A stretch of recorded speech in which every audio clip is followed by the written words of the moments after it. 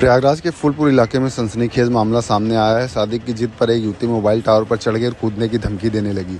सूचना मिलते ही पुलिस मौके पर पहुंची, लेकिन युवती नीचे उतरने को तैयार नहीं हुई। आखिरकार स्थानीय युवकों की सूझबूझ और हिम्मत से उसे सुरक्षित नीचे उतार लिया गया। बताया जा रहा है कि प्रेम प्रसंग में शादी से इनकार करने के बाद युवती ने यह कदम उठाया था। इस दृश्य को देखने के लिए आसपास से काफी लोगों की भीड़ जमा हो गई, जिससे रास्ता भी ब्लॉक हो गया था।